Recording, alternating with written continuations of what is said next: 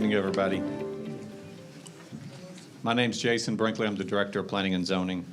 Thank you all for coming out tonight. I think it's a good turnout. I'm glad everybody could come out. What we're going to do tonight is basically present some slides, kind of walk through a little bit of background, but then I really want to make sure that we have plenty of time, and this is what most of the time is dedicated to, is basically having a community conversation as we walk through the Owings, the next chapter for Owings. And so we've done a series of these, and I'm not sure if everybody's followed, but we've also had similar conversations in St. Leonard and Huntingtown as we walk through the next chapters, each one of these, for updating the town centers. So for those that may not be aware, the Owings Town Center was last significantly updated, the master plan for it back, I believe, in the 80s or early 90s. So it's been just a little while.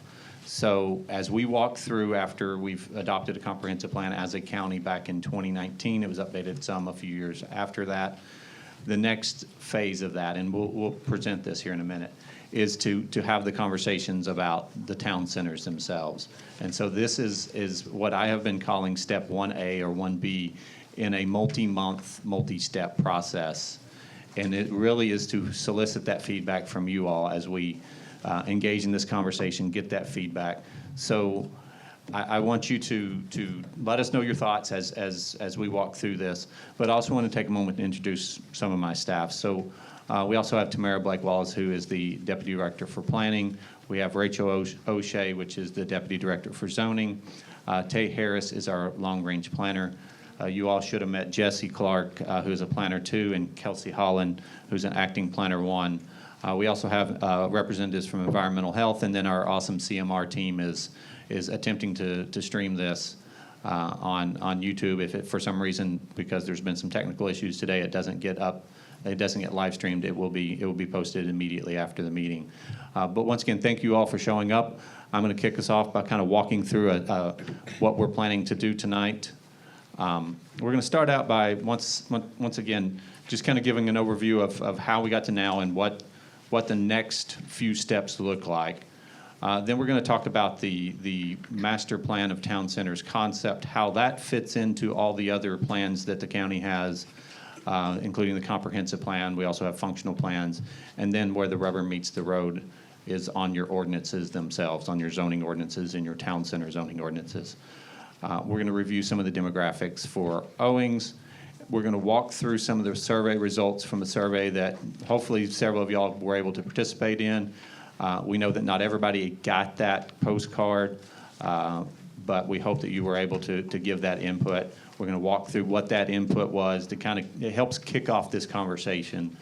So if you didn't get a chance to be involved in that, you still have plenty of time to let your feelings be known to us as we continue to work through this multi-step process.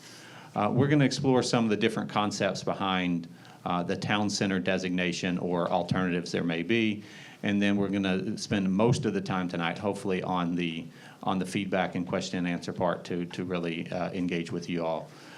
And with that, I'm going to actually, I've got the next slide too, which is the timeline. So tonight's meeting is a public input meeting. Then we'll be going back to the Planning Commission in November to really let them know our feedback from what we've heard, not just from this meeting, but from the other two in Huntingtown and St. Leonard as well. And then we'll be going to the BOCC to do the same in December, just to give them an update. So think of it as a triangle, engaging with the public and then going to each one of those boards to kind of give them an update. And then we will be back here, and it will likely not be until after the first of the year.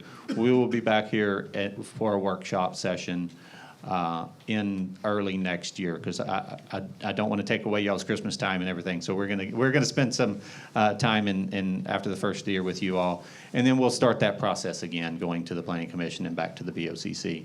And once again, that's kind of repeats itself over and over again as we walk through this process. So I'm going to turn it over to Tamara to kind of give you a background. So we're going to talk a little bit about the relationship to the comprehensive plan. So the Calvert County Comprehensive Plan is our guiding policy document. And underneath of that umbrella of the comprehensive plan, we have what we're here to talk about tonight, which is our small area plans. And those are our master plans. They're usually on the neighborhood level, and they offer specific guidance on land use and design and public investment. Then we have the functional plans, which are more targeted to specific needs, such as our water and sewer, land preservation, park and rec, transportation, transit, and economic strategic plans. And then how they get implemented are through the zoning ordinances. So we have the town center zoning ordinance, we have the Calvert County zoning ordinance, we have road ordinances, we have stormwater management ordinances, sediment and erosion control ordinances.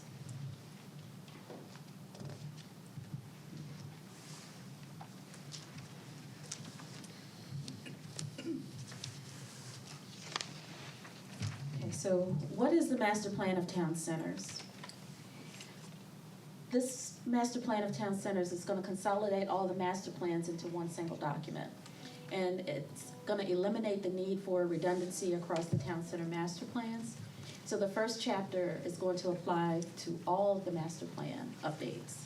And then the subsequent chapters 2 through 8 will adjust the individual town centers. And Owings Town Center, as you can see, is chapter 4.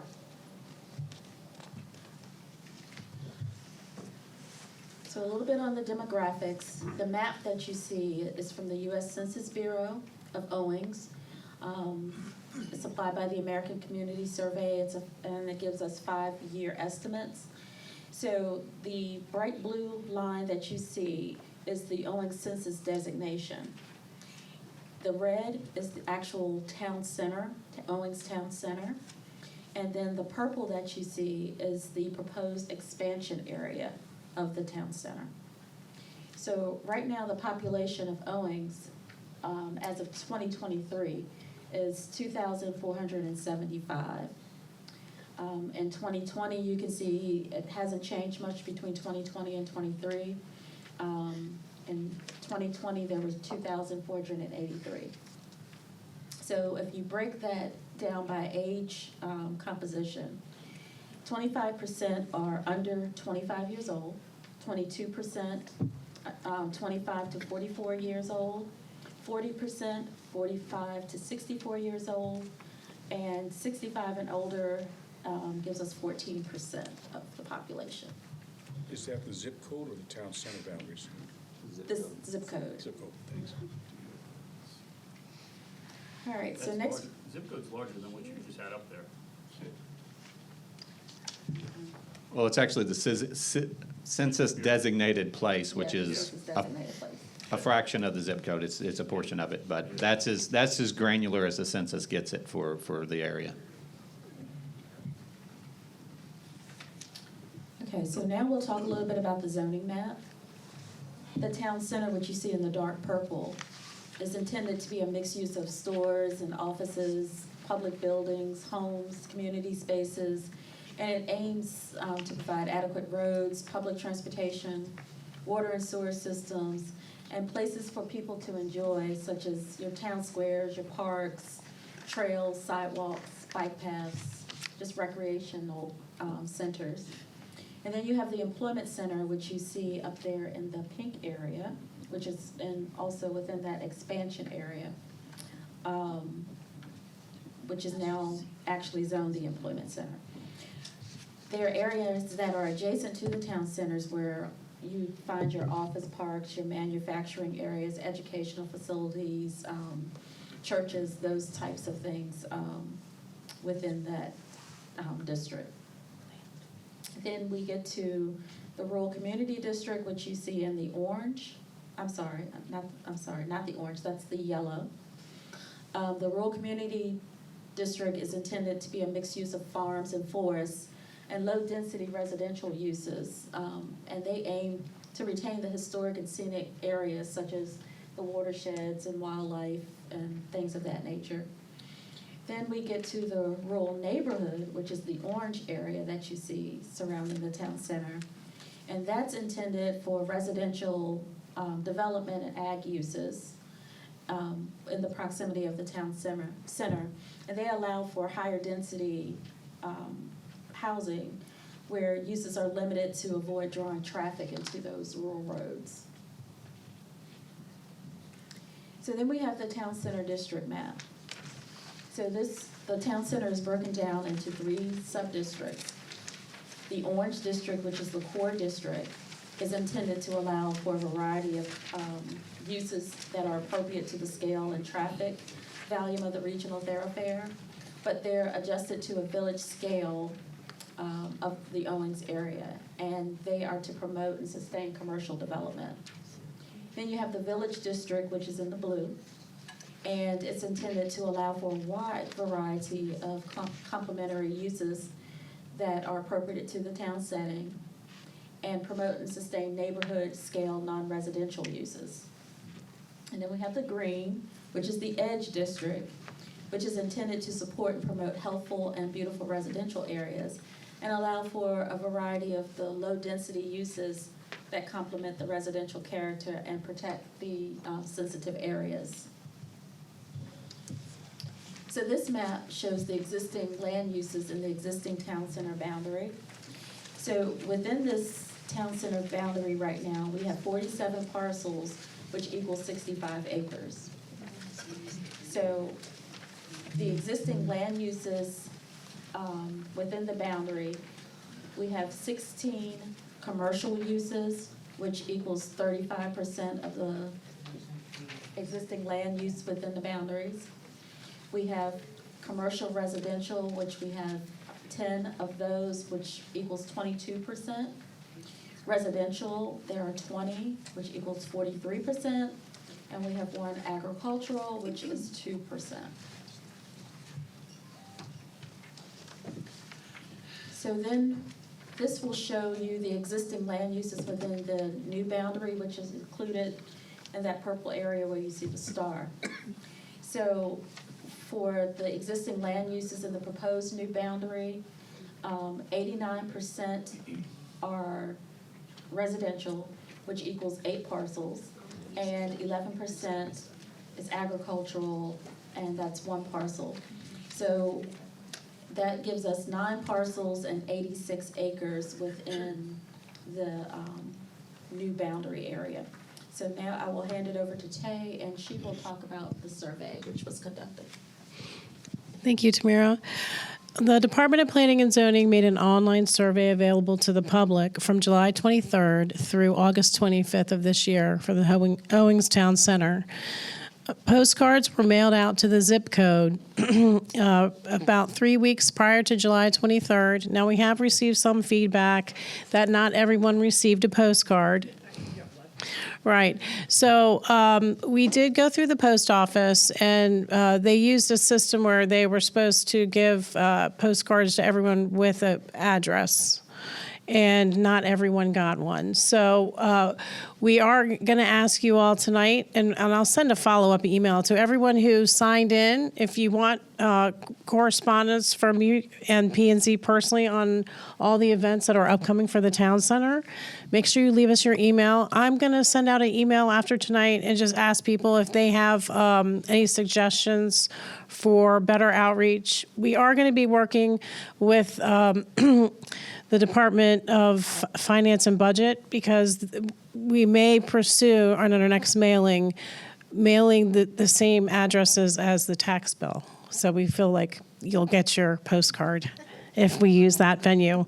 It just depends if if we have the budget and the staffing resources, because there are some logistics that we are limited right now in staff to get that done. But we do recognize that not everyone did get their postcard.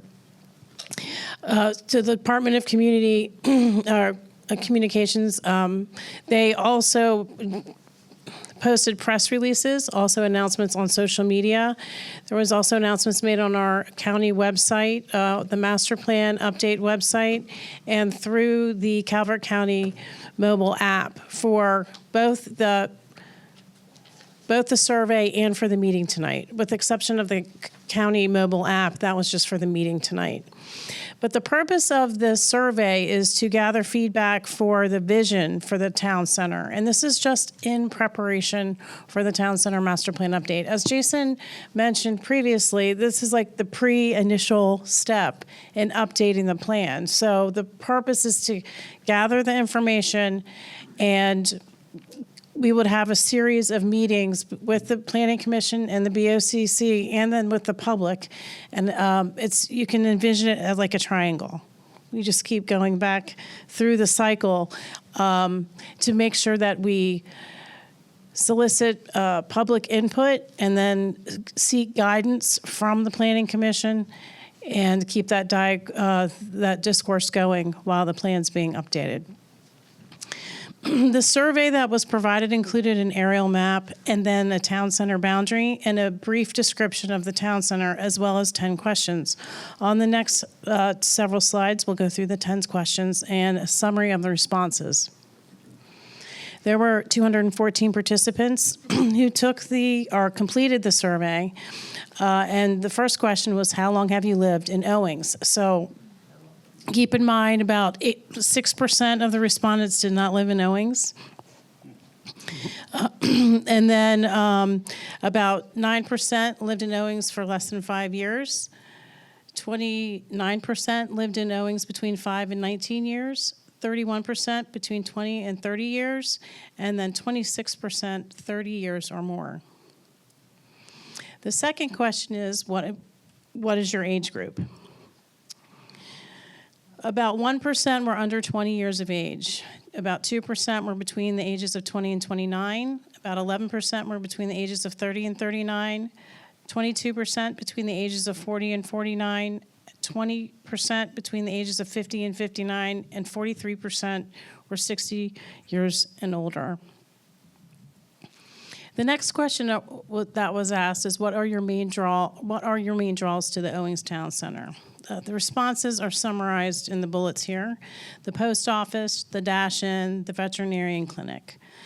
Although the small-scale shopping and medical uses were listed, the participants recognized it was limited, but they are still used. The lifestyle location was named. Its rural, quiet, safe community atmosphere and its convenience to MD24 were main responses. And then participants also thought that there were minimal draws to the town center, which was a draw in and of itself, and many rely on Dunkirk and Prince Frederick to meet additional needs that cannot be met here. And they don't want to see additional development. The next question is, what do you believe the biggest challenges for the town center? Was congestion on MD260 and MD24, safety, and access issues. There were concerns for overdevelopment. Participants want to keep the area rural in character and avoid another Prince Frederick or Waldorf. Participants also named environmental limits: wetlands, flooding, and a lack of public and water sewer service. Other challenges were scattered businesses, no walkability. Nearby centers will meet the needs for the area residents and the participants who completed the survey. And then there is community opposition to further development. The next question is, what do you believe the biggest changes you've seen in the town center in the last 10 years? So it's more aggressive driving, longer waits at intersections, more congestion from beach traffic and new housing. There's also been business closures, the bank, the pharmacy, the medical office, and other small business closures. Many said the area looks largely the same, and some people believe this is a positive, while other people believe this is stagnation. Some people noted there's more single-family homes and nearby residential development, while others mentioned that the town center looks underutilized. And lastly, participants also cited rising home prices and increased crime. The next question is, in one word, what do you love about the town center? You can read the list, but again, there's the theme of it's rural, the country feel, the farms, it's peaceful, quiet, serene, it's quaint, it's not crowded, simple, There's a feeling of safety, it's family-oriented, there's convenience, and there's nature and wetlands, and it feels clean. So when asked, what are the 3 most important topics to be addressed in the Owings Town Center Master Plan, I'll have to make note. The last one circled is economic vitality. That is not the right answer. So the first or the most important topics, the 3 are land use, environment and natural resources, and then parks and recreation. And we're going to post this on the web. That'll be corrected. The next question is, what is one key element of the Owings Town Center that you would like to see retained or enhanced? So aspects to be retained are the open spaces, farmland, low-density development, the country atmosphere, the small businesses, small town feel, and the rural atmosphere as well. Participants would like to see enhanced the sense of community, history, the character of Calvert County, trees, parks, connectivity through sidewalks and trails and walking paths, small-scale retail establishments or restaurants, and then aesthetic improvements. And when asked if you would like to see the town center remain a town center or be redesignated as a rural commercial district, 39% of participants indicated they would like to see it remain a town center, while 61% indicated they would like to see it designated a rural commercial district. So depending on feedback that we received from you all tonight, and then when seeking guidance from the Planning Commission and the BOCC, we are going to entertain 4 different options. One is keep the town center a town center. The next option would be distinguishing the town center as a minor town center versus a major town center. The third option is converting it to a rural commercial district. And then the 4th option is creating a new small town center district, such as a community mixed-use district or a village district. I would like to add for the 3rd option, we've done some analysis at this point, and we're not sure that this would be the best course to go because this may create several non-conforming uses, which means that they're not allowed in the rural commercial district. That's why we'd like to look at probably the minor town center or creating a new district so that we could keep the character of the town center as it is and allow the uses to remain permitted and allowed. So we're just going to go through some of the differences between the different options. So major and minor town centers, if you look at the red font on the screen, those are all the things that are different. In major town centers, you'd have single and multi-level non-residential uses, such as commercial uses, institutional uses, et cetera. In the minor, these uses would be 1 story. In the major, you would have single-family townhomes and multifamily units, whereas in the minor town center, you would just mostly have single-family and townhomes. The difference in minor and major also could be water systems and wastewater systems versus well and septic, but with the town centers that we have in the county right now, it's a mismatch. It wouldn't fall between minor or major, but in this town center, public sentiment is to keep well and septic to serve for the infrastructure. And then if you look down at the bottom of the list, the major town centers would have indoor recreation facilities or cultural facilities. And this would be because they would attract a bigger draw outside of the town center. These would be bigger facilities that would bring people in from other areas. But the minor town centers would have more of a neighborhood community center or cultural facility, and that's just to keep the traffic low. For these uses to be used, because if you keep the town center as a minor town center, you're not going to build up the roads and to create the draw to the town center for bigger facilities. Then we have the intent of the town centers in the rural commercial district. Town centers, as Tamara mentioned earlier, there's mixed uses where we would provide adequate infrastructure for roads, public transportation, and water and sewer. Town centers are where growth is targeted, and this is to prevent strip commercial development along Route MD2-4. And in these areas, the intent is to reduce traffic through pedestrian connectivity, as well as provide a range of housing opportunities that's convenient to the local services. In a rural commercial district, these areas are located outside of town centers, usually on country roads. They're either small stores or shops, and they represent services that have operated for decades. And these are provided to residents in rural areas without having to take long drives into town centers. And the RCD regulations are designed to keep the businesses small scale, low key, and consistent with the rural commercial character of its surrounding area. So this next slide goes into permitted uses in Owings Town Center and the rural commercial district. So these uses listed here are listed in both the Owings Town Center and are permitted in the RCD. I'm not going to read through all of it. It's more for in the handout that we provided. You have this information. We also have it. Will be posted on the website for others to refer to if they don't have hard copies. All right, and then the next slide is permitted uses that are specific only to the town center and then only to the rural commercial district.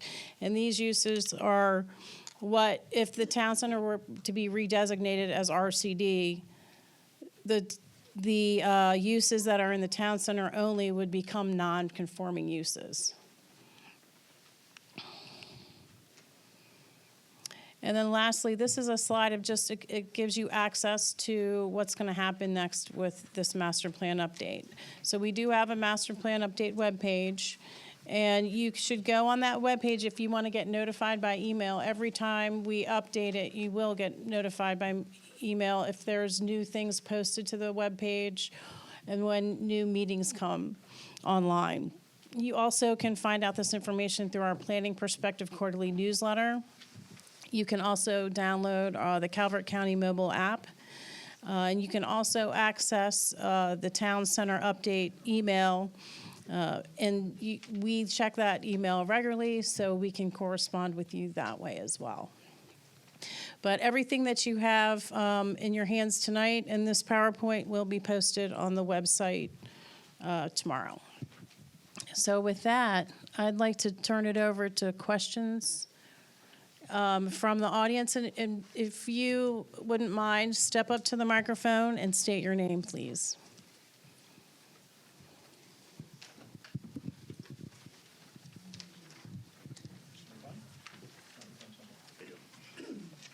Scott Montgomery, what, if you were to switch to an RCD, Rural Commercial District, what are some of the current businesses that are non-conforming? You mentioned some of the businesses are non-conforming currently, if that was the case.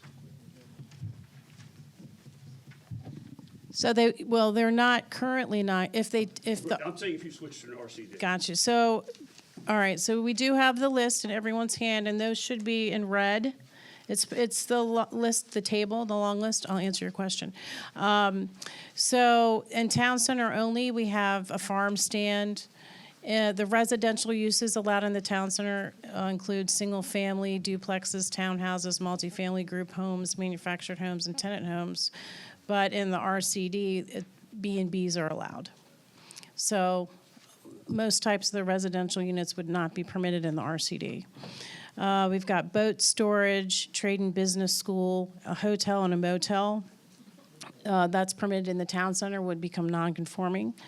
Boat dealership, home improvement, and I'm reading off of this slide here. Yeah, I'm just talking about the businesses that currently exist. So I'd have to take inventory. Let me see. We don't have a list of existing businesses, but we could provide that information. Okay, because earlier you said there were some, if you switched to an RCD, there would be some non-conforming. And I think she's just talking about this list in general I'm on, just trying to figure out what's here. Yeah, yeah. If it becomes a problem. And I think as that, not only for Owings, but also St. Leonard and Huntingtown, as the conversation continues, I don't think the goal is to have a whole lot of non-conforming uses, because it really traps small business owners into what they can do potentially with their footprint. So I think that's the conversation, if it steers towards a rural commercial district, is to what extent would these be allowed in the future? And if they are allowed, how do we do it in a way that doesn't penalize a business that's been in existence for decades, but also make sure to distinguish between a rural commercial and a town center setting? Yeah, I mean, I can only think of maybe a dozen businesses that exist currently. Yeah. So, okay, thank you.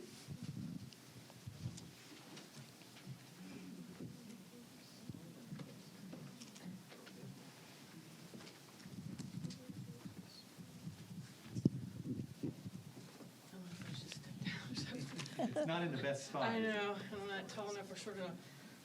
I'm Debbie Zanalotti. I actually live right down the street.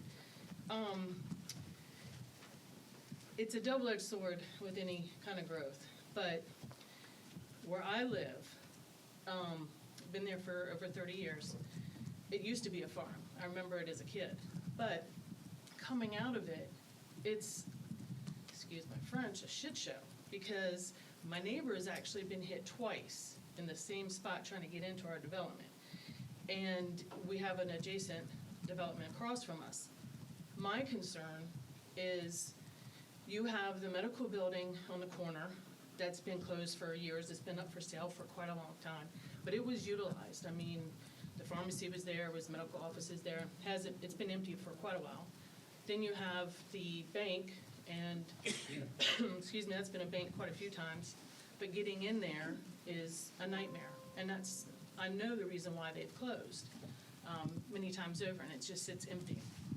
So the problem, if you're gonna have this development, what's gonna happen with the problems we currently have without businesses even being there? They turn around so quickly because you can't get in there safely. You can't get out of our development safely. I mean, even when I moved into my house, I had to get to the Board of Education because they wanted to pick our kids up on 260. And in the wintertime, I don't know, where everybody's from or where they're adjacent to, but, you're doing 60 or 65. So I went to the board and I asked them, Board of Transportation, I'm like, you've got to at least come inside because I'm not having my kid out there at dark. And when you have a development on each side and people are passing on the shoulder and you got kids waiting on the corner, so that got moved, thankfully. But when you're trying to get out at work, and then the development that's gone down in the beach, I'm fourth generation. And I have seen the significant change.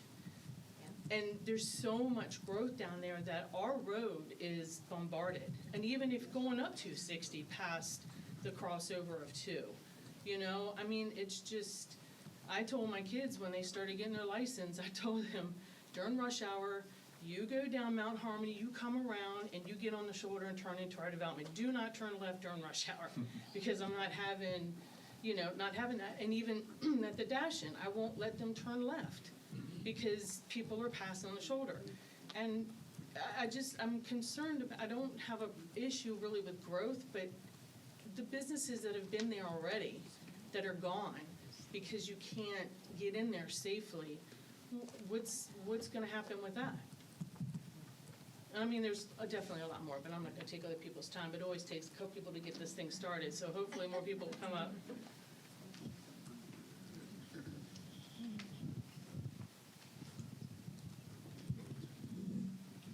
I don't have a question, but the bus stops are still on 260. My children, my property's right there, right on the line of this, and the bus stops are still there. It's very unsafe. Cars pass it constantly going 70. Good evening. My name's Joe Cormier, serial public commenter. First, I just want to say thank you to Planning and Zoning. You guys have done a great job with these unpermitted signages, pickups. I appreciate that. I'm a relative newbie here to the county. My wife grew up here, but I've only been here about a decade, so I'm still a baby as far as Calvert goes. Can you talk about some of the blighted or vacant properties that are in this town center besides the the medical center that's been closed for forever and a day, the bank, that SMO spot that I'm sure is a hazardous waste area that we can't put anything on forever. And now we want to go across 260 to give Dashin 20 pumps like a super Wawa. What are we trying to do here? 260 dead ends a mile and a half down the road, and you're going to the beach or you're going to Mount Harmony. Like, we don't need 4 lanes here. We don't need 3 lanes here. Amen. Are we gonna get a stoplight in front of the dash-in too? Like, how far are we gonna go, all the way to Friendship, up Old, Southern Maryland Road? I don't understand where the growth is expected to go in this part of the county. Leave it on 2-4, it doesn't need to come down 260. Yeah. We don't want it. Option 3, no change. Hi, I'm Susan Eversfield. Thomas Avenue. People always take it for a shortcut to avoid the red light corner. And they're often like just shooting up the hill. So I think if traffic isn't addressed on a major scale, then it's just gonna get worse. And just so you know, we may not be commenting on these. It's because we're taking that feedback, and that's part of the developing a plan on ways to address these concerns as part of the plan. So, but thank you for your comments. Catherine Krejci. So I've lived here for 40 years. I'm a little bit up 260 on the other side of the light. My son has been rear-ended at high speed twice, turning left into our street on Cheese Branch Road. One time, my newborn grandson was in the back seat. I love town centers. I love Berlin. I love North Beach. But I've been living here a long time. It used to be that the only time that 260 was crowded was on weekends when people were going down to the beach, pulling their boats to spend the weekend there and coming back on Sunday. And since then, 260 has become a high-speed highway. And whenever I'm reading or hearing about town center for Owings, like, I just don't see how it can happen when you have a super highway going through the middle of it. I would love to figure out some way for us to have a little town with shops and restaurants and things like that. But I don't know, what would you do, build an overpass over the town or what? Like, because, and I know that, past commissioners okayed everything down the beach, but the growth down close to the water has been crazy over the last 40 years, and all the traffic goes past us. I'd love to have a town, but, you guys are the planners. Tell me how you would do it. That's the part that I'm just like, I can't express an opinion. I would love a town, but where would you put it?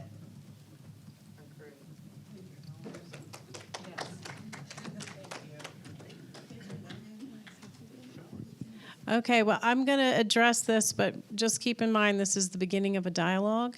And what I say is not going to happen or not going to happen. It's part of the discussion. So if you notice on the towns, in the town center, and let me back up to this, the aerial. In that purple area, and this was called for in the 2019 Calvert County Comprehensive Plan update, and it also was kept in the amendment to the 2022 plan, to the comprehensive plan in 2022, which adjusted and shrunk the expansion areas for Prince Frederick, Solomons, and Lusby. But the BOCC decided to keep Owings the same. And if you see that purple area, it represents 88 acres. So maybe this is your opportunity to create a vision in that area that would be apart from 260. What's going to happen to the houses that leave in that area? You can incorporate them in. No. That's not the intent. That's not the intent to do what? To get the house, to make the houses leave the area. So the houses will stay in the middle of the construction, a commercial, buildings, townhomes, multifamily? Well, this is part of the discussion. We're not saying any of that. We're saying, what do you want to see for that area? Nothing. Okay, well, that's also what we need to find out.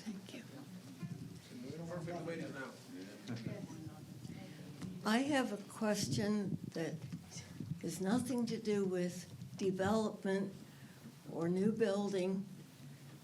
It has to do with what exists right this minute. I've lived here for 60-some years in a house that's 105 years old.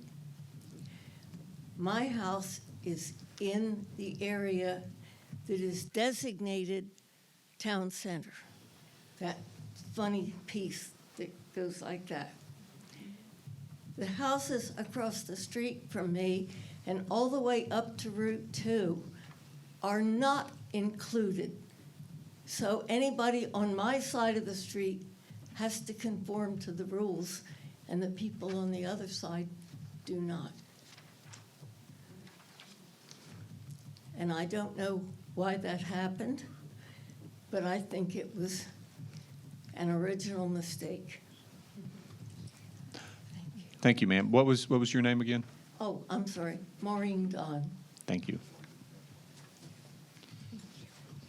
And since I don't think anybody here was there in the original, I can't give you an answer to that, but In the original plan. plan, okay. We'll look into it and research it. Yeah. Thank you. 778 is the street I live on. My name is Martha Umhow, and I live across the street from Maureen, and I'm not in the town center. So, but we're still really good friends. I just had a quick question. You've outlined that there's a process for reviewing input, taking it to planning and zoning, and then taking it, and you've made this triangle thing. What's the ultimate goal in terms of a time frame? You're hoping to have the final update in 3 years, 2 years, 5 years? It would help us to be able to understand what planning we need to undertake. Thank you. Okay, there's an ideal timeline and time frame, but and that would be 12 to 18 months, but it's really dictated on the conversations we have with the public and how many public meetings we need, what the key issues are that are identified, how hard these issues are to come up with solutions or at least address on some level in the master plan. Then once we get through to a certain point where we feel like we can put this on paper and represents what you all have discussed with the planning and zoning, then we come out with the draft plan, and that, let's say that's a year from now.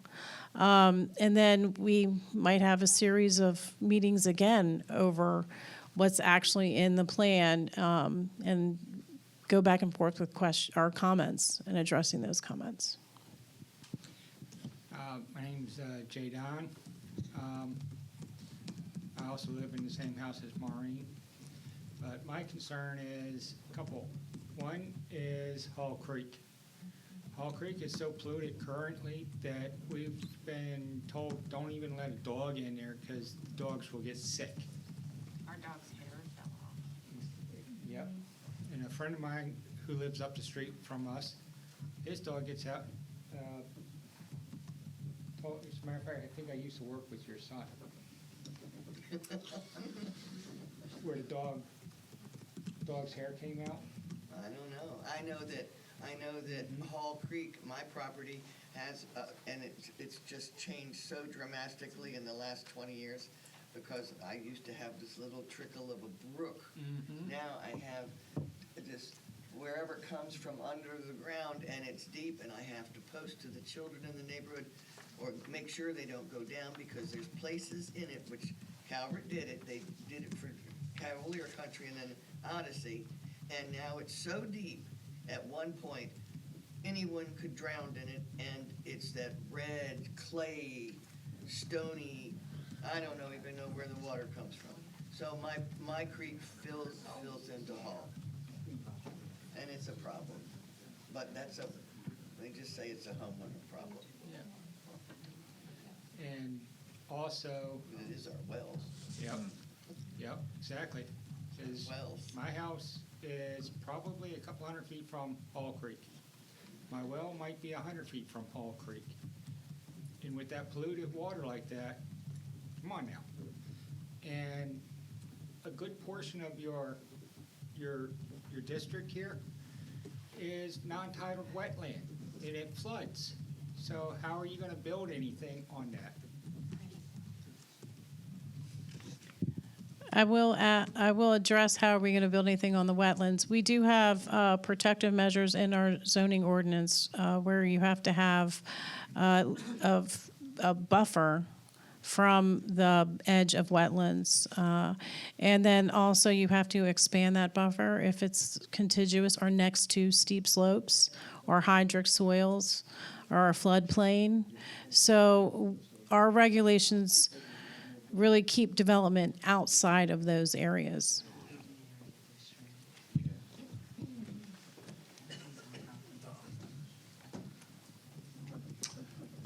My name is William Bailey.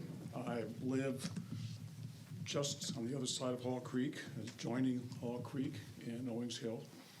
I've lived there for 38 years. I have a personal concern, and then I have a more general question. The personal concern is that we've been bothered for about 3 years now by significant industrial or some kind of industrial manufacturing noise from business in the core district. I'm not sure exactly what they're doing. It's supposed to be, I thought, like a storage area, but they heavy machinery constantly, most days today from 8 o'clock till when I left, it was still reverberating. I live on the other side of the floodplain, probably the closest property in my neighborhood to that property. Certainly, I would favor that if you do move to the rural commercial and the concept of the rural neighborhood, which is where my property would lie, is that it somehow be protected from industrial uses which appear to be permitted in the core district, looking at this under manufacturing or assembly light or, I assume it must come under that if it's an accepted use. I'm not sure if they're even operating under an accepted use, if they got occupancy permit for a storage. I heard something hearsay, don't know if it's correct. They may be in the business of constructing like stages and platforms and things like that for different events. And I'm not sure, but it's a real nuisance, the noise. Sometimes to 9 o'clock at night, they apparently have expanded. There was construction, and I thought that it would be temporary. We to hear the beeping of heavy vehicles backing up and dumping loads of material and so forth. But unless they're constructing continuously for 3 years, it's still there. So something else is going on. And I would hope that would kind of be excluded, even though I'm sympathetic with small businesses. The other more general I wanted to kind of ask or raise, if I can frame it properly, is I was here in this building for this last meeting, I think in the early 90s, when Frank Jacklich was here. You had the charrette to consider the plan at that point. And there were lots of expectations about nice things that could happen in this area. And what has your department done to promote the things that were in that master plan from 35 years ago? And it seems like things have gone in the opposite direction. What has the county in general, planning commission, your department in general done to encourage the kind of uses that were put into that master plan that sounded so good? And if we come up with some great new idea again, how could we expect that things would be different?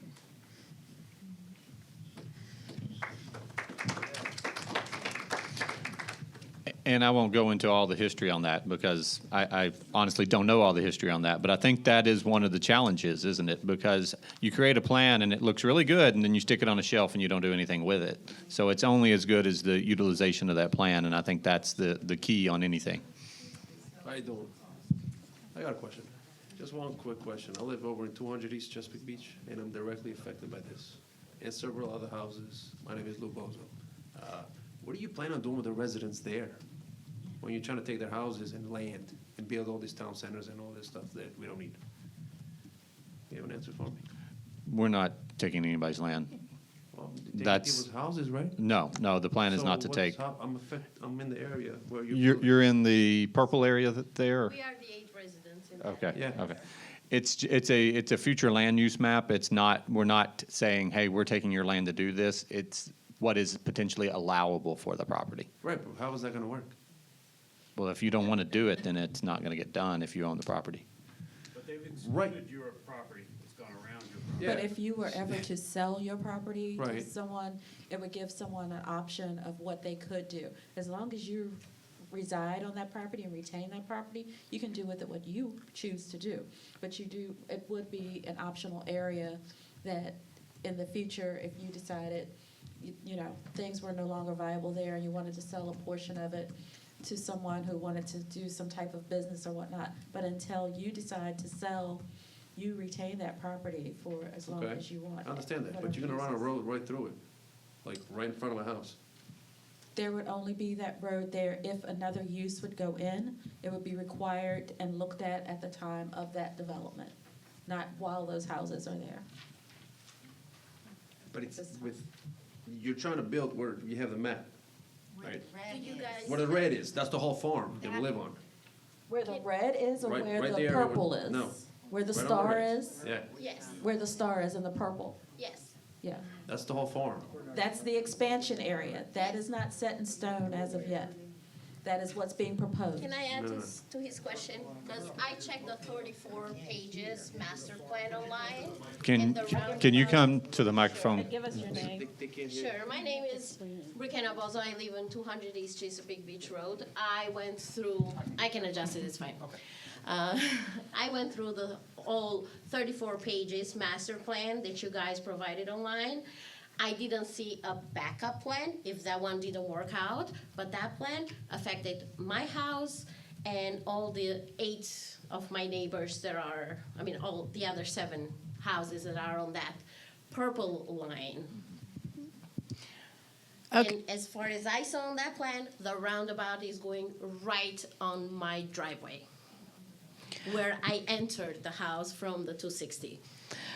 Okay, so I want to make 2 points here. The Calvert County Comprehensive Plan and then the updated zoning ordinance calls for the employment centers, the districts that are zoned employment centers, and that is the purple outlined area on the map. You are currently zoned an employment center. So the intent of these employment centers were supposed to be transitional uses that were less intense outside of town centers, and then it gets into more rural areas. These employment centers never developed. The concept never worked. So in the last comprehensive plan, the policy call was to take all of these employment center districts, which this isn't the only one next to a town center. There's other employment centers next to different town centers, and the call is to incorporate them into the town center. Now, that's what the Calvert County Comprehensive Plan recommends and calls for. For the Master Plan Town Center for Owings, when we're updating it, you all give us the vision that you want to see. Now, this is just a starting point. It doesn't mean anyone's property is being taken away. It doesn't mean that the vision, right, well, okay. So the vision that is in these master plans, remember what the word is. It's a vision. There is nothing set in stone that says this has got to happen this way, unless it's connected to your zoning district and the uses allowed in that zoning district. Okay, so this expansion area is part of the vision. It is not set in stone. And if this vision doesn't happen, do we stay in that property and something else develops around it, or nothing will be developed at all if this vision doesn't happen? Well, right now, the comprehensive plan calls for this to be incorporated into the town center, so that gives you certain opportunities. Now, if this process, the area doesn't stay designated a town center, then that would be part of the discussion. And because we're in the preliminary discussions right now, we don't have any answers for you. But what you're giving us is feedback to contribute towards the discussion that will continue to grow from tonight's discussion. Does that make any sense? So what you're saying is valuable feedback for us to consider now, and we know that you have certain thoughts about Of course, this I went area. through that plan, like, I was designing the plan, and I was like, okay, this thing is going here, this thing is going here, thing is going here, but I didn't see a plan for the current houses and residents affected for it. So where we were going when all this was planning to develop in there, and I didn't see a backup or a second vision if this first vision didn't happen. Well, I hope I have an answer next time, though. Thank you so much. Well, I do want to iterate, we might not have an answer that's part of the long discussion. That eventually will be an answer. These are not easy things to answer like that, so. My name is Michaela Eversfield, and I had something to say about like the 778 road. My bus stop is right on the corner of like where the Nationwide is and where Thomas Avenue meets 778.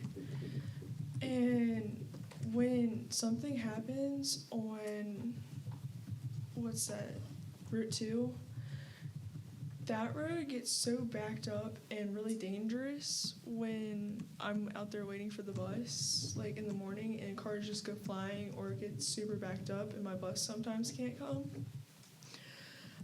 Another thing that I wanted to say was when we get really inclement weather and when it rains a lot, that whole area starts to flood. And like the water comes up from the creek and that water is nasty. Like, Thank you.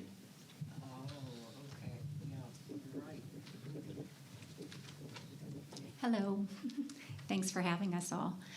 My name is Michelle Tucker, and I live in Owings. And this may not be high on the priority list, but it is for me. I really am interested in aesthetics and the reduction of light pollution. I don't know about other people here, but I can still see stars at night. And anything that's developed, I'd like lights to be going down and not real bright and going up. And the other comment I guess I have to make is that it'd be, I think, beneficial to see the empty buildings put into use successfully prior to building new buildings. But, you know, I think it's great that that we have these opinions and we're allowed to express them and help with this plan. Thank you. Thank you.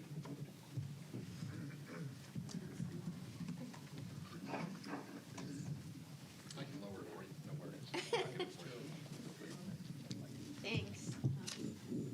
Okay, good. Hi, my name's Laura Kratz. I've lived here since 1986 when my house was built. I'm in the purple, one of the houses, next to Burkenna and Luke. And that's our family farm. My husband's grandmother was an Owings. I remember when George Owings, rest his soul,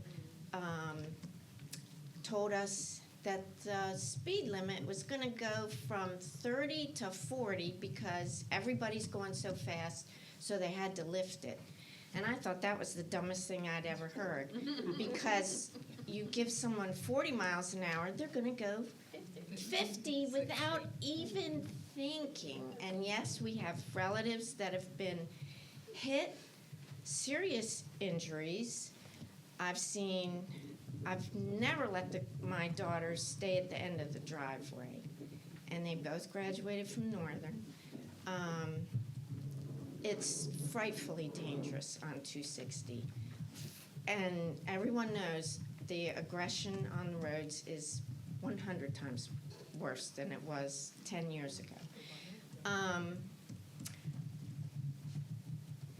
As far as this purple outline, I do know that my father-in-law sold some land to the Dashens so they could put in a septic that would accommodate that business. And I don't see how really and truly anything can be done. When we had our house built in 1986, we had to make sure we did not disturb the land and could only take so many trees down, which I'm still paying for when they die, because of Hall Creek. So I think Hall Creek is a big deal. And I know Gerald Donovan has paved most of Chesapeake Beach. He could get away with it. So if you have more than an acre or an acre and a half, you can do anything you want. But if you have an acre, then you have to be very careful. So, yeah, it's frightful. I think people mostly just want to zoom through here, get to 4, and get to the beach. And I don't think we need to develop anything. I think a roundabout should be made where the light is, because not in front of our house, but where the light is, because that light, there's been more accidents there. I've seen people hit, I've seen people run the red light. Yeah, when they come down from 2, Yes. and they come down that hill, they see it's yellow and it's like, pew! Yes. I go up to, my church is Friendship. I go up to that church. I had a woman abuse my ears because I didn't pull out in front of people coming up through the light. It's frightening. It is. It really is. And I don't know how you guys can't change human behavior, but I just would not expect too much more out of Owings. I like little old Owings.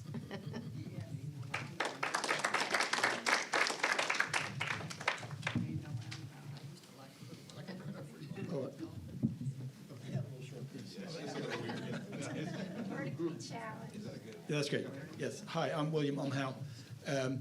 I live just on the other side of the Hall Creek from the veterinarian's office. And development here, I know well and septic is always a controversial issue in rural areas, but I know we've had our septic replaced once. Our neighbor across the street in the God's house looks like they had to put up a mound system, and I don't even think they have a septic in the building next to the vet right by the creek because it floods so much. So they must have a tank that has to be pumped out every so often. I'm not sure how it works. But that's, and then my well and pump, I've had to have my well dug a second time once all the development went up in Cross Point, and that had to go into the second aquifer, and then that even clogged up once. So well and septic, unless you get public water and public sewer in the town center, I don't, and plus we get a 100-year flood every 10 years now in Hall Creek, and that runs right through the town center. So I'm not sure. I think we can. You got to look at the infrastructure if you're going to do any developing, and I don't see how that's going to happen. Thank you.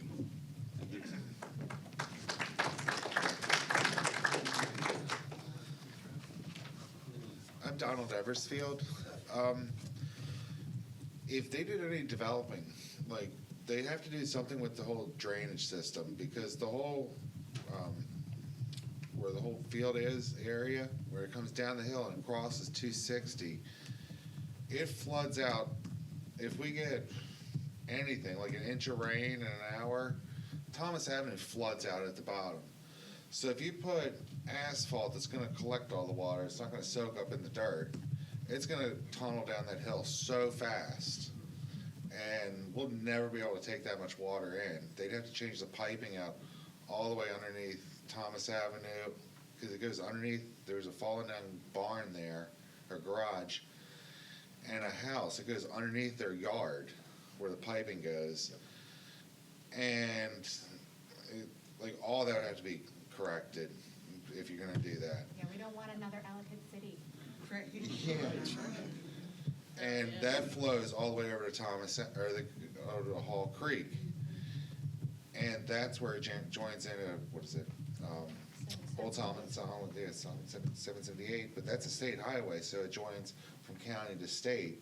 So that's why they had trouble there, because it goes on the county side, it's on the dirt, or under the garage side. But next, Actual turtles that come through it. yeah, there's like big turtles, snapping turtles come through there. And the next is, where you're coming down 260, you see the pond on the right-hand side. How many people's wash fields goes into that pond and goes downstream? And it's inevitable, but I mean, it happens. Our dog can't even go in that creek. And I've walked up it, and you could see where it banks off to the right. We went to the right, oil coming out of the ground, rainbows just spewing right at the, like where the creek comes down, just hovering right along the edge. It's terrible.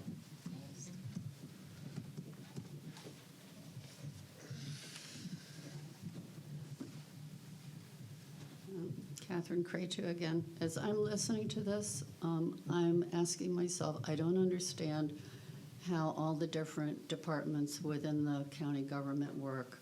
It seems like, well, I know from my street, the increased rainfall and the enormous amount of work that's been done along my little, we just have 12 houses on our street. Public Works has been there so many times. I'm sure there's been hundreds of thousands of dollars spent just on my street from erosion problems. And I'm up where there's two little streams that are kind of at the headwaters of Hall Creek. And we've had like 6-foot ditches appear in between people's lots from water running off of the road. And they've come and done major work. I don't understand, like, how does economic development get involved in, like, complaints that I'm hearing from people about land use and industrial stuff and noise and where stores would go? And how does Public Works fit into understanding what all of our concerns are? And who is in charge of, like, environmental things? My understanding of no cut and no clear zones means you're supposed to leave them undisturbed, but people frequently, they leave their trees up, but they put grass and, run everything in areas that are low-lying and should have vegetation in them. And those are different departments that are supposed to oversee that stuff. Like, how does this get coordinated? And I don't understand how you can make a plan if those people aren't involved at the beginning of the plan. So because you're bringing up all these things in this discussion, we are going to start pulling them into discussions. We will let them know concerns that were voiced at this meeting tonight, and we will start coordinating. So they are part of the process, but we're just the beginning. So we're starting the dialogue, and we're going to coordinate and then come back to you. And if it's appropriate down the line, some of these representatives from departments will come to meetings. And tonight, we do have someone from the health department. So if anyone has any questions that might be directed to her, please feel free to ask.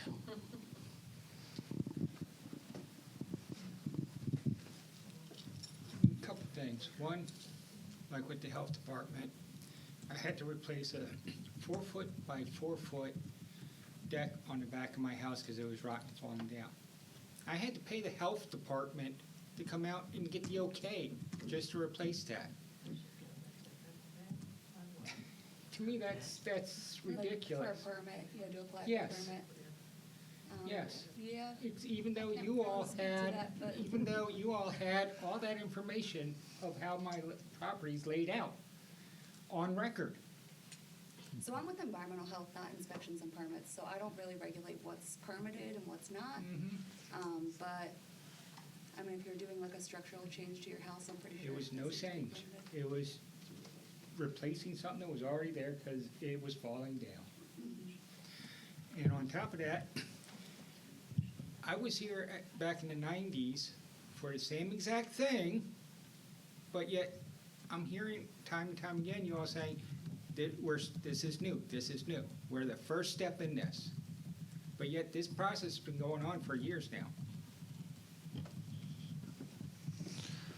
So I will speak to, and I can't speak to what happened in the 90s, but I can speak to the process just a little bit, because I know that question was raised earlier, and Tay's exactly right on her answer on ideally we're talking 12 to 18 months. But we are government, so that was meant to be kind of a joke, the icebreaker thing there. But so we are in the middle of doing the Prince Frederick and Dunkirk town center plans that started over 5 years ago each. So our goal is to not let, because things change. I mean, these plans are effectively behind whenever they're adopted to a certain extent, because the next day something can change. And so I think the goal, at least from the planning and zoning side, and as Tay pointed out, this incorporates a lot of different agencies and a lot of different boards as part of this process.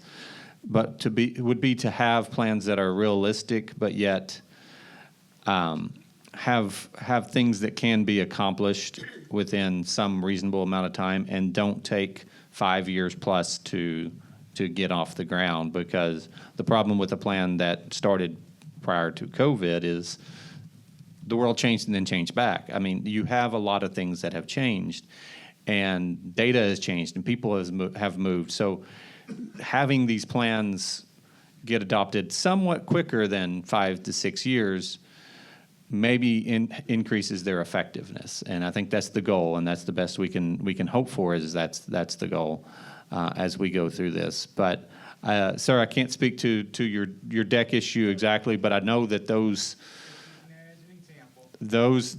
we are looking at. I took over as director in January of this year, so we're looking at a lot of ways that we can streamline the process a bit. And if it's information we already have, then we need to try to find ways to utilize that information. If we need to come out for some reason, it needs to be a reason that, because that takes staff time, that takes your time, that takes your money. So that's things we need to be aware of. And so thanks for pointing that out. That was just a quick question. This 12 to 18 months, when does it start? We're here tonight. So Tonight? Okay. it really, this is start of a conversation, and we're doing so backing up just a second, we're going through the Prince Frederick plan now and the Dunkirk plan, and then Owings, Huntington, and St. Leonard are all kind of in that, because these are smaller town centers, are all kind of in that next, and we may get direction to push one faster than the other. So 12 to 18 months is a broad stroke. It's a broad thing. So it may take 2 years. It may take 18 months. At 12 would be very generous to happen.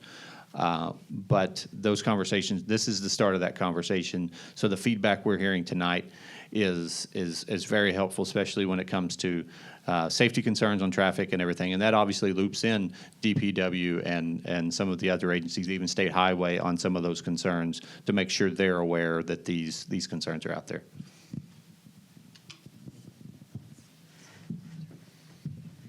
Hi, Lindsay Couch. I live right up the street. I have a very basic question. Is it fair to say that, I mean, I know we're throwing out timelines of 12 to 18 months, all of those types of things, but is it fair to say at this point it's inevitable that something is happening, or is still no change an option?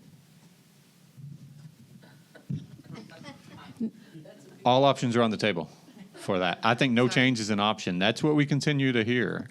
And that's where we will provide that feedback to the Planning Commission and to the BOCC that people largely want to stay where it's at, fix the issues that we can fix.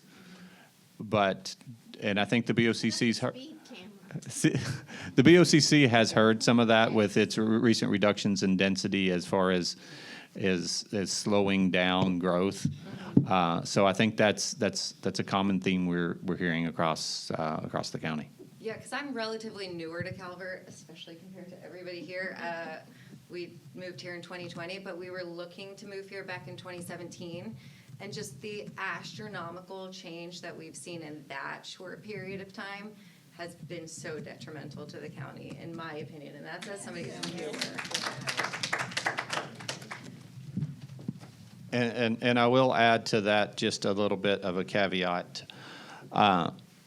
Calvert County government, the BOCC, the Planning Commission, our department in Planning and Zoning, has essentially no ability to control what happens in the beaches as far as development. So those are independent towns that have their own government and their own ability to regulate. So we can't say what's happening, and we can't tell Chesapeake Beach or North Beach what to do as far as their zoning is concerned, by and large. Good evening, Joe Cormier again. Speaking of the beaches, it's nice that they get a tax differential, so they pay the same amount of tax as we do, but they get trash pickup and access to the beaches. And talking about our county commissioners, it would have been nice for our District 3 representative, Ms. Grasso, to be here tonight, but hopefully she's watching from home. When we're talking about the vacant properties, I remember 2019, there was an architectural review committee. I know, stunning stuff. But I feel like there was a Royal Farms that was supposed to come into that corner spot, and it never happened. And the way I heard the story is because the land wouldn't perk. So how are we going to continue to develop? Speaking of information you already have on file, what reports and surveys do you have of land that will and won't perk? And we've got the landowners here tonight.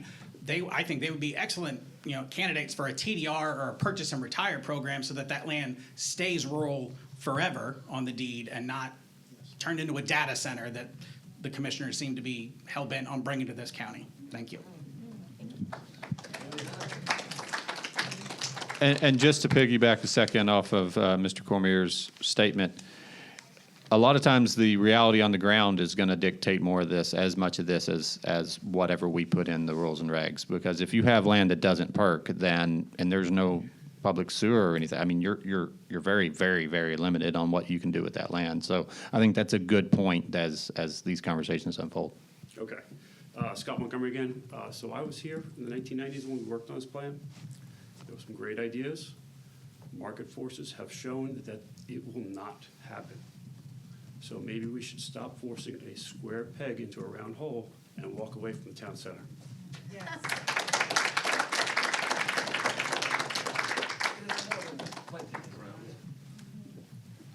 Hello, I'm Dan Dove.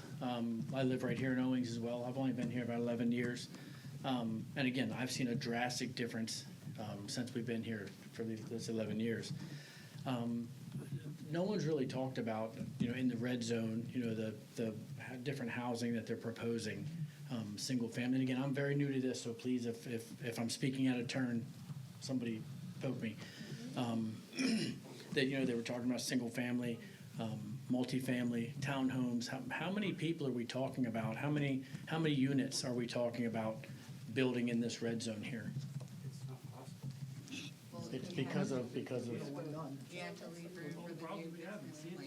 So what that is, that's permitted uses in the districts here, okay? So it goes back to what Jason said. Just because it's permitted in the district doesn't mean that the land's going to allow certain things. And really, when you have multifamily as a permitted use, you have to have water and sewer to support it. And that corner doesn't have it. Right, so it's just, again, it's the ordinance regulations that say this is what you could do with the land, this is permitted, but can the land do it and accommodate it? Okay, so a lot of the stuff that we're talking about today, I know you're saying you don't have answers, we might do this, we may do this. This could all be just a big dream for someone, not me, but for someone, this could be a dream. So, I'm a little concerned at seeing that there's, 50 people here? And if it was sent to 2,700 different people through a postcard, that's not a very good turnout. And So, there's a lot of people that have a P.O. box and a street And I'm one of them, and I didn't get a postcard. I didn't get a postcard. Yeah, and I didn't receive one. So, like I said, I'm a little concerned that maybe the word isn't out, possibly. Who here took the survey, even if you didn't get the postcard? Or, I mean, everyone that took the survey?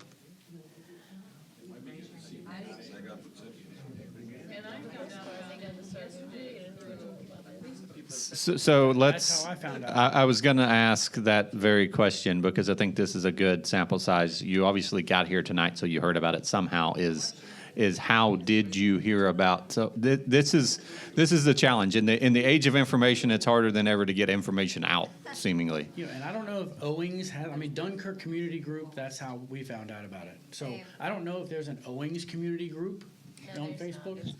So.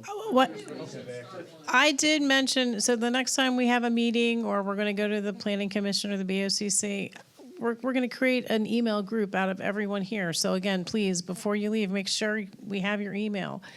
You participated in this meeting, you're going to get direct correspondence.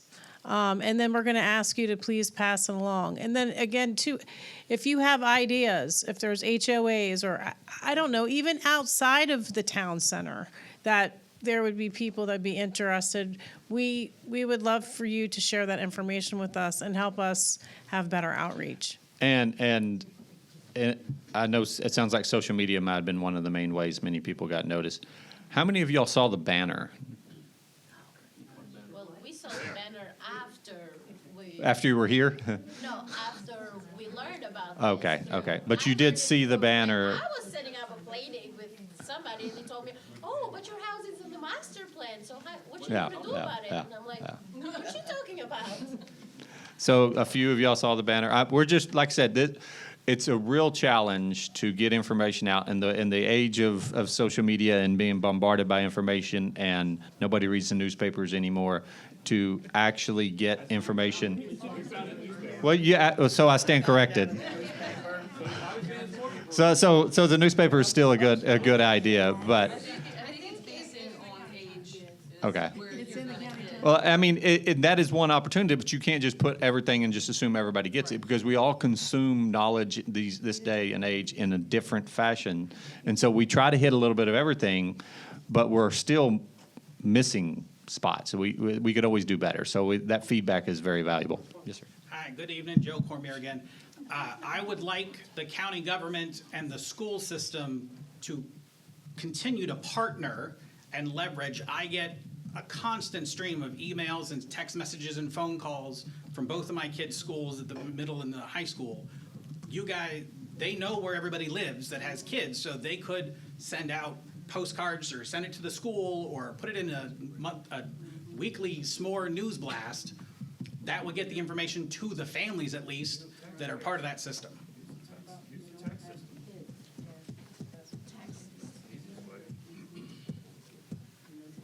That's what we're looking into that for sure. Hi, good afternoon, good evening. Thank you for having this. My name is Sarah Chestnut. I live here in Owings. I've lived here for close to 20 years, but a few years shy. And it was mentioned that there is no control over beach development, beach area growth and development. But as we all know, Owings is impacted by that growth and development. And I just wanted to mention, if Owings Town Center could implement things like traffic calming measures, similar to about a mile north of here in Friendship, that would be one improvement that I think would actually benefit the community. And is probably the only improvement or growth I'd like to see, other than just visual improvements to the area. Thank you.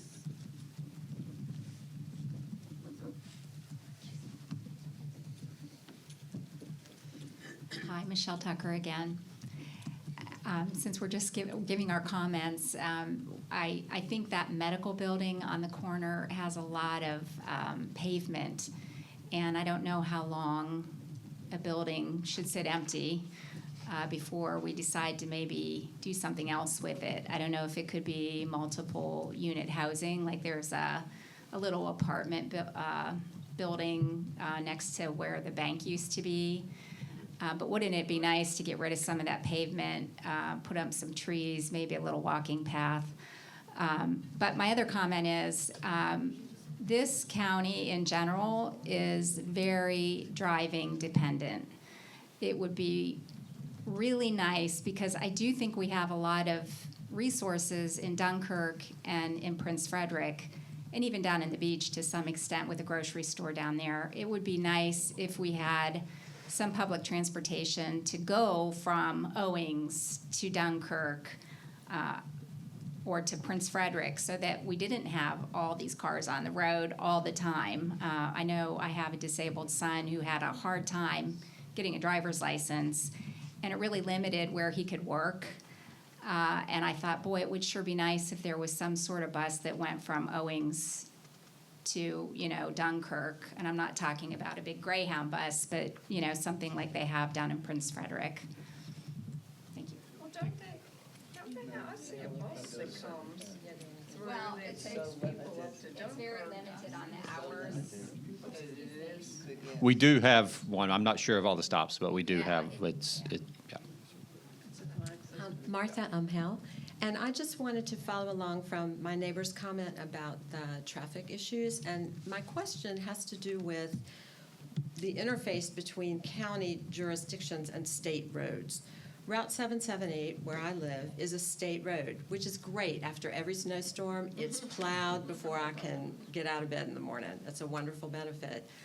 And a few years ago, there were law enforcement officers, but I do not know from what jurisdiction, who sat in the veterinarian's parking lot and clocked people as they came down 778, exceeding the 35-mile-an-hour speed limit, and handed out tickets from a lawn chair in the veterinarian's parking lot.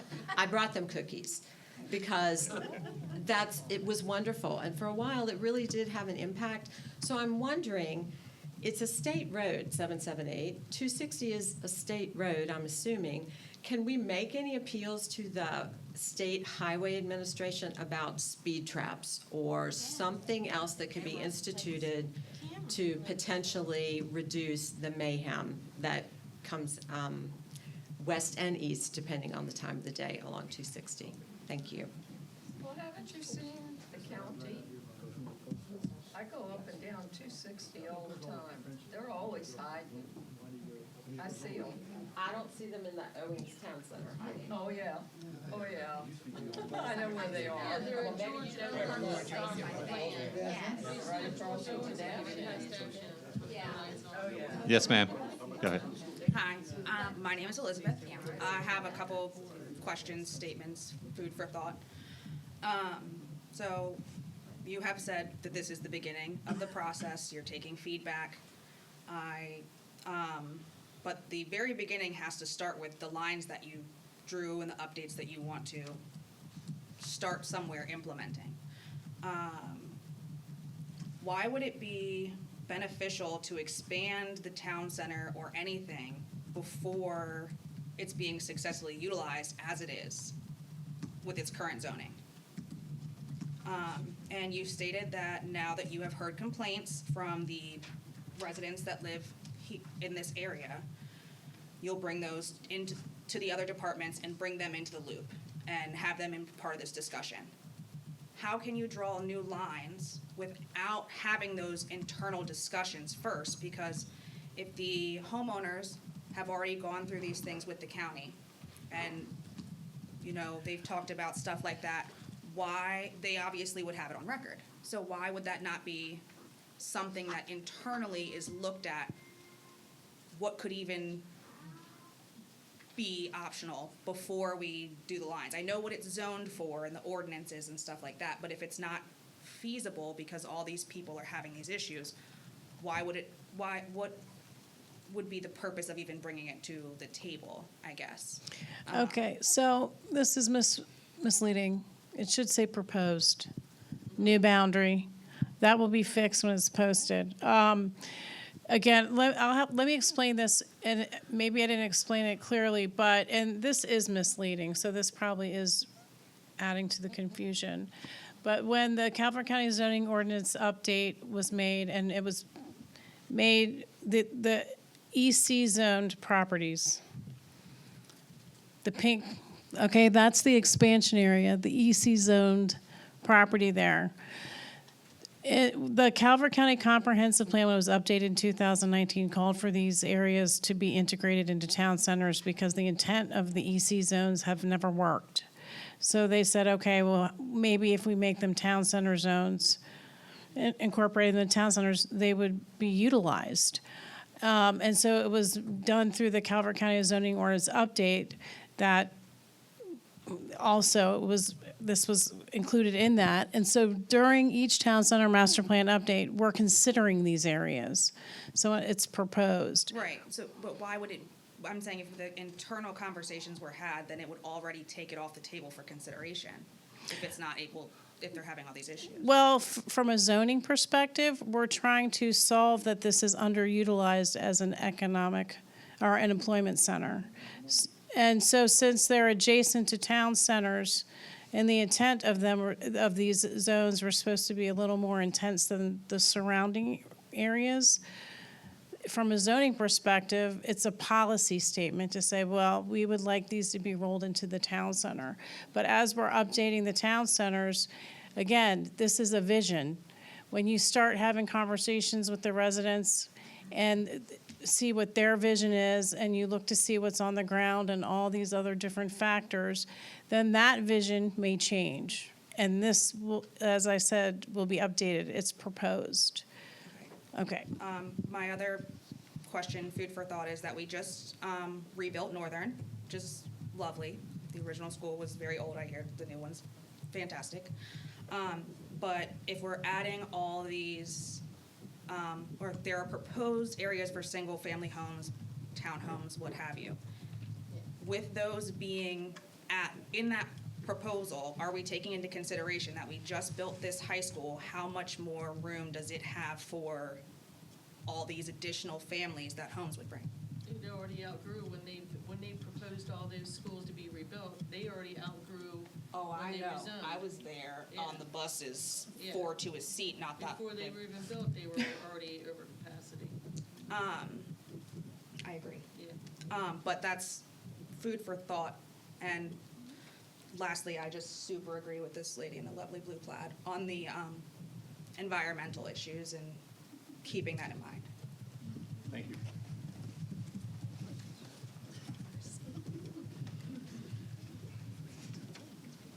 Scott Montgomery one last time. I promise. The proposed area is a farm. What is the number one thing people have told you they want? Farms, rural areas. Yes. We don't want to see that built.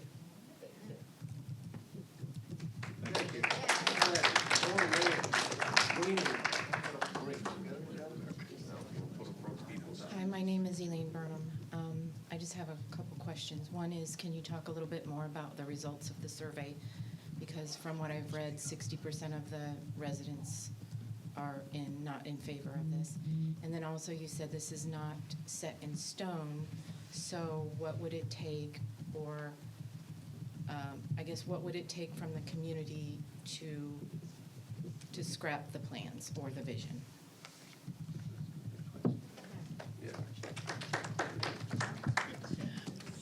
This will be part of our ongoing dialogue.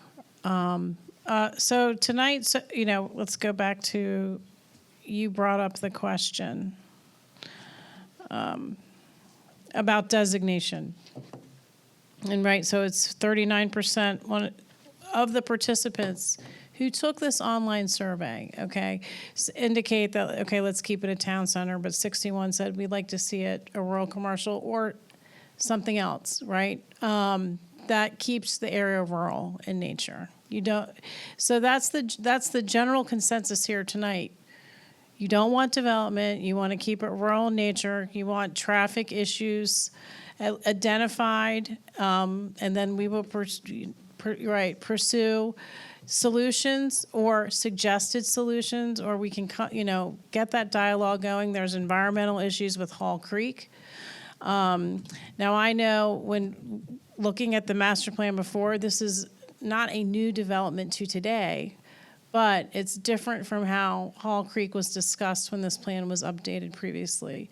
Maybe we need traffic calming devices, reducing the speed limit. I mean, I'm just throwing out ideas. But there's several issues, and then there's areas that seem to not perk or need mound septic systems, right? So then we would need to identify those areas. So that's the first step, is identifying all these issues so that we have a full menu or inventory of the things you'd like to see at least discussed. Does that help? Does that answer your question to some extent? I don't really want to address, but I think the thing that bothers me is that doesn't make sense to me, rural, commercial. I mean, stay with rural. Get rid of the commercial.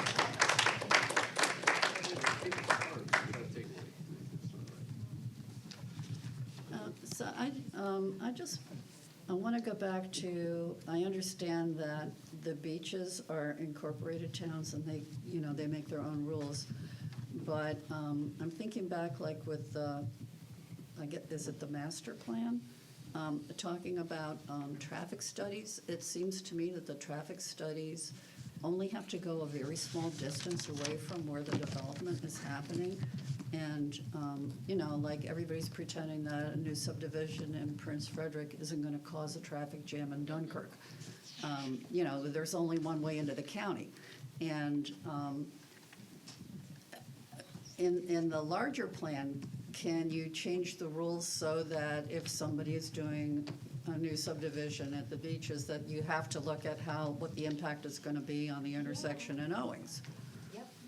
So specifically on that, it's addressed in our adequate public facilities ordinance. So we look at that ordinance from time to time as part of, and I say we, I mean the county. It's not just planning and zoning. That affects everybody from schools to DPW to to law enforcement, to everybody. So I think that conversation is going on and has gone on, is how far out is adequate for, especially for traffic, because you're right, it doesn't just impact. I mean, our county is very unique. It's long and skinny, and it's got water on both sides. There's just a few ways in and out. So wherever you put something, it's got to go into those narrow little lanes. Yeah. I just can't understand why you'd only go a mile out from where you're putting something. That's crazy. Yeah, we would need to address that through the adequate public facilities ordinance.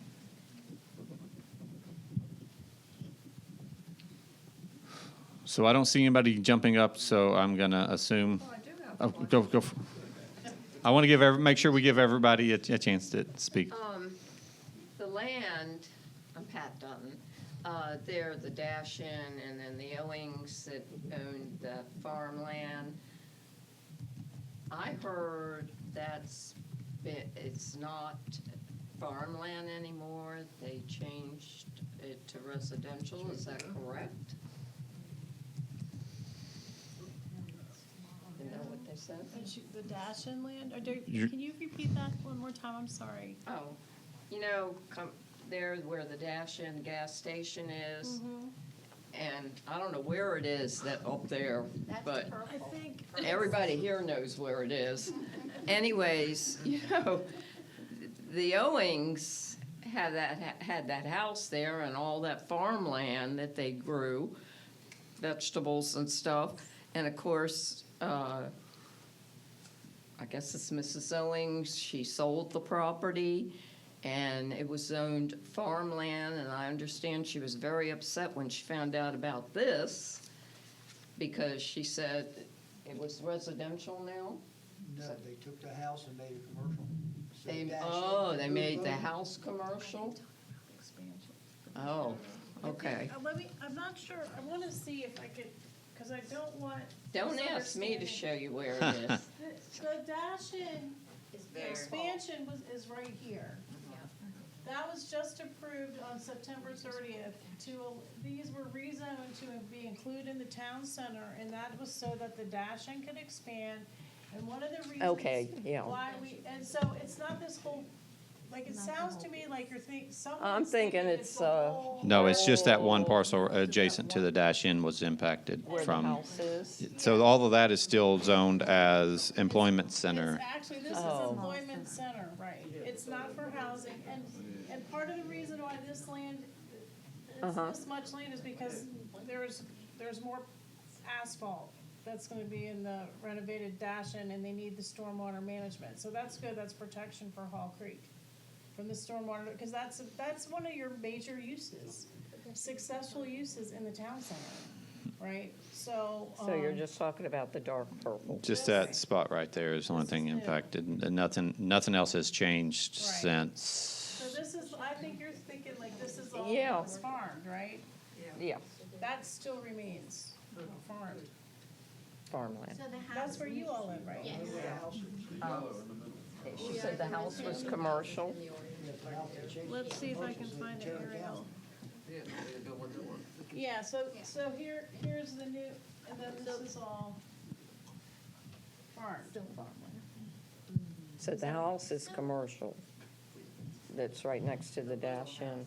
The brick house next to Dashin is commercial now. You have the dash-in if you're going down 260, and then you have that house there, I guess where the Owings families lived for 10 years, and then they sold that property, and I guess the house, I don't really know. Well, I don't know who lives there, I so. think this is town center, designated town center.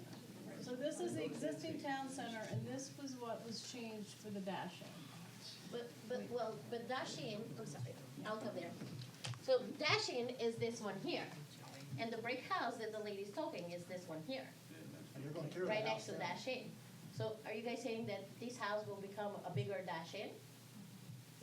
Yes. So this is Dashin, this is the brick house in the corner. There's only one house in here. The rest of the houses are here, and there is the main farmhouse in here. Right, yeah, these are the only property that's changing. So this house is being knocked down and becoming a bigger Dashin? Is it?